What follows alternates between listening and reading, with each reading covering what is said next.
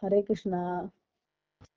ஒரு சிஷ்யன் எப்படி இருக்கக்கூடாது அப்படிங்கிறதுக்கு ஒரு எக்ஸாம்பிள் ஏகலவ்யன்.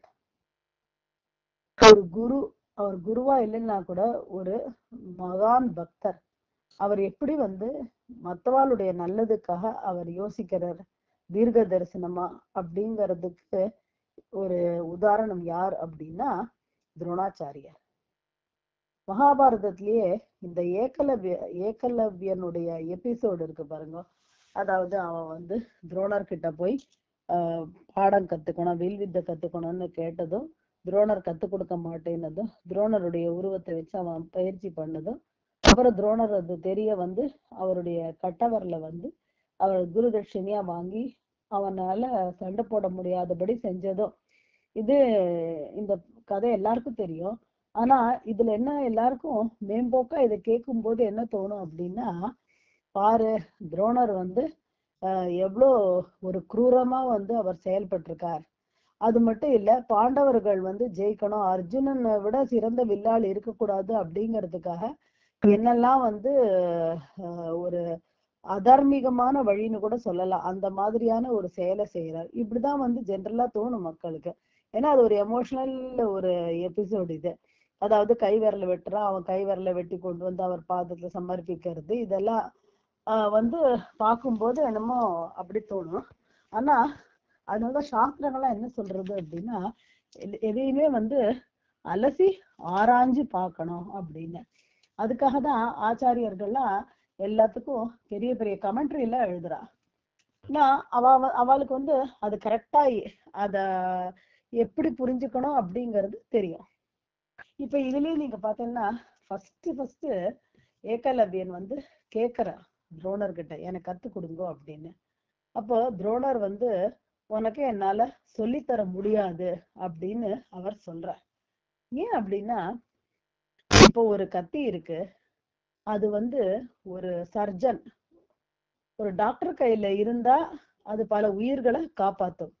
அதே கத்தி ஒரு திருடன் கையில இருந்தா அது பல உயிர்களை எடுத்துடும். அதே மாதிரிதான் இந்த குரு, இவருக்கு துரோணருக்கு தெரியும், இந்த ஏகலவ்யனுக்கு வில் வித்தைய கத்து கொடுத்தா அது அதோடைய விளைவு என்னவா இருக்கும் அப்படிங்கறது விஷயம் இவர் தீர்க்கதரிசி துரோணர். அதனால அவர் அத அவர் விசாரம் பண்ணி அவனுடைய நேச்சர் என்ன, ஏகலவ்யனுடைய ஒரு சுபாவம் என்ன, ஏகலவ்யனுடைய டெம்பரமெண்ட் என்ன அப்படிங்கறதெல்லாம் அவர் பார்த்து அப்ப அவர் முடிவுக்கு வர, ஏகலவ்யனுக்கு இந்த வில்வித்தையால ரொம்ப பிரயோஜனம் இருக்காது. ஏன் அப்படின்னா, அவர் ஏகலவ்யனுக்கு நல்லது பண்ணணும் அப்படிங்கறத மட்டும் அவர் நினைக்கல, அந்த வில்வித்தையால எல்லாருக்கும் நல்லது நடக்குமா அப்படிங்கறத துரோணர் அங்க நினைச்சு பாக்குறார்.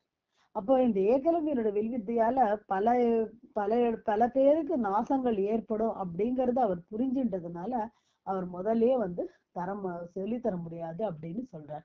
சோ அப்படி பார்த்தோம்னா துரோணருடைய ஒரு கருணை இங்க ஏகலவ்யனு கிடைக்கிறது இல்லைன்னு அவர் வெளிப்படையா சொல்லும் போது என்னமோ ஹார்ஷா இருந்தாலும், அது ஏகலவ்யனுக்கு தான் இன்டர்ன் அது நல்லது கொடுக்க போறது. ஏன்னா அவனை பல விதமான ஆபத்துல இருந்து அது காப்பாற்றக்கூடிய ஒரு விஷயம் அது. அதுக்கப்புறம் என்ன பண்ற ஏகலவ்யன், ஒரு தடவை ஒருத்தரை குருன்னு சரணடைஞ்சு அவர்கிட்ட போயிட்டானாக்க அவர் சொல்றத நம்ம கேட்கணும். ஆனா அவர் சொன்னதுக்கு அப்புறம் இவன் என்ன பண்றான், அவருடைய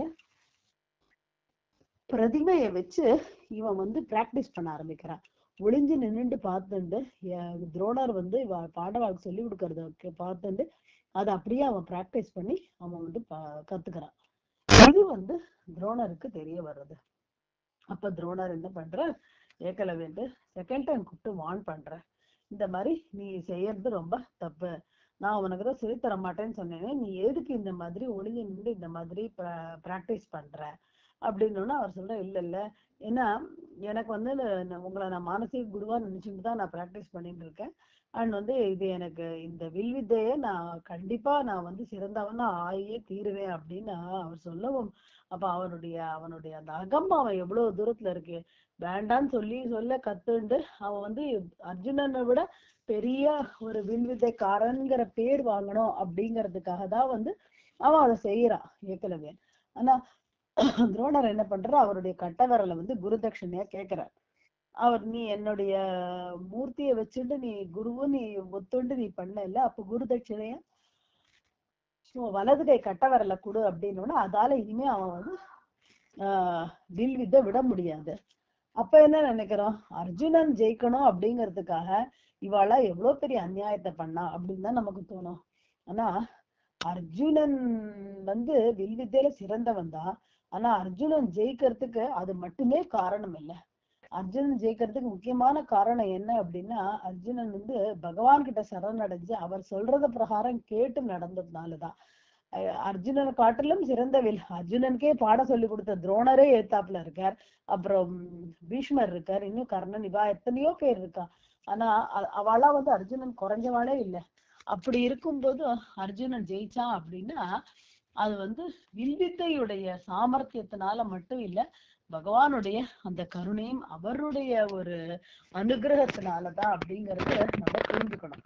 அதனால அர்ஜுனனுக்கு போட்டு ஏகலவ்யன் வந்துருவான் அப்படிங்கிறதுக்காக துரோணர் வந்து அது வேண்டான்னு சொன்னார், காட்டவர்ல வாங்கினார் அப்படின்னா அது வந்து சரியான ஒரு காரணம் கிடையாது.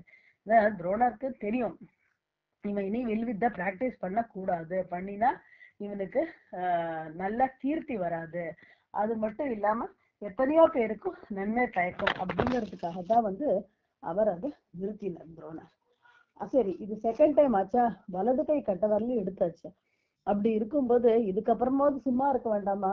அப்போ இந்த ஏகலவ்யனுக்கு அவ்வளவு ஒரு ஈகோ, ஒரு பொறாமை அர்ஜுனன் மேல. அதுக்கப்புறம் அவன் சொல்றான், இந்த மாதிரி வந்து வலது கை இல்லைன்னா நான் இடது கையால நான் பிராக்டிஸ் பண்ணிக்கிறேன் அப்படின்னு அவன் பிராக்டிஸ் பண்றான். ஸோ இப்படி இருந்து என்ன தோன்றதுன்னா மனசுல வந்து ஒரு ஒரு எனிமிட்டி வந்து வளர்ந்துடுறது. இப்போ துரியோதனன் இடத்துல போய் அவன் சேர்ந்துடுறான். துரியோதன இடத்துல போய் சேர்ந்து என்ன ஆச்சு, அவனுக்கு என்ன ஒரு ஒரு குரு கிட்ட வந்து ஒழுங்கா சரணடையாததுனால அவருடைய அனுகிரகமும் கிடைக்கல. அதுக்கப்புறம் வந்து அதோடைய விளைவு என்ன அப்படின்னா சேராத சேர்க்கையில அவனை கொண்டு தள்ளி எடுத்தோம். ஏன்னா இதுதான் வந்து அவர் வந்து என்ன நினைச்சாரு அப்படின்னா, இந்த ஏகலவ்யனை காப்பாத்தணும் அப்படிங்கிறதுக்காக இப்ப வேணா ஒரு கை கட்டவரல் போச்சு, ஆனா நாளைக்கு ஏகலவ்யன் வந்து அவனுக்கு இதனால கஷ்டங்கள்லாம் நிறைய வர்றதுக்கு வரும் அப்படிங்கறத அவர் புரிஞ்சுட்டதுனால ஏகலவ்யன் உயிரும் நம்ம காப்பாத்தலாம், கட்டவர்கள் போனா போகட்டும் அப்படிங்கிறது மாதிரிதான் வந்து துரோணர் வந்து அவனுக்கு அந்த பனிஷ்மெண்ட் கொடுத்தாரு. ஆனா அத அவனுக்கு புரிஞ்சுக்க தெரியல. அப்போ கடைசியில என்ன ஆச்சு, இந்த மாதிரி பிராமணர்களையும் இந்த மாதிரியான குரு ஸ்தானத்துல இருக்கிற துரோணரையும் அவமானப்படுத்தினதுடைய விளைவு சேராத சேர்க்கையோட போய் சேர்றா. அப்ப சேர்ந்ததுக்கு அப்புறம் என்ன ஆச்சு, அதுக்கப்புறம் வந்து அவனுக்கு கடைசியா எது வந்து வேண்டாம் அப்படின்னு துரோணன் நினைச்சிரோ, எது அவனுக்கு நன்மையை தரக்கூடியது இல்லை அப்படின்னு நினைச்சிரோ அதுவே வந்து அங்க நடந்தது. சோ அதனாலதான் வந்து சிஷ்யன் எப்படி இருக்கக்கூடாது அப்படிங்கிறதுக்கு ஒரு உதாரணம் ஏகலவ்யன், அதே மாதிரி சிஷ்யன் எப்படி இருக்கணுங்கிறதுக்கு ஒரு உதாரணம் வந்து அர்ஜுனன்.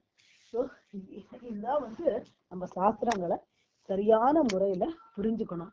ஏன்னா நிறைய வந்து எமோஷனலா கர்ணன் வந்து எவ்வளவு நல்லவன், அவனை வந்து இந்த மாதிரி கிருஷ்ணர் வந்து ஏமாத்திட்டார் அப்படின்லாம் நிறைய இந்த மாதிரி மகாபாரதத்துக்கே ஒரு நிறைய கேரக்டர் இருக்கு, நிறைய கதைகள் இருக்கு, நிறைய கிளை கதைகள் இருக்கு. இதெல்லாம் இருக்கும்போது இந்த மாதிரியான விஷயங்கள் எல்லாம் மேம்போக்கா பார்க்க கூடாது அப்படிங்கிறதுக்கு இந்த கதையே ஒரு உதாரணம். ஹரே கிருஷ்ணா கிருஷ்ண கிருஷ்ண ஹரே ஹரே, ஹரே ராம ராம ராம ஹரே ஹரே.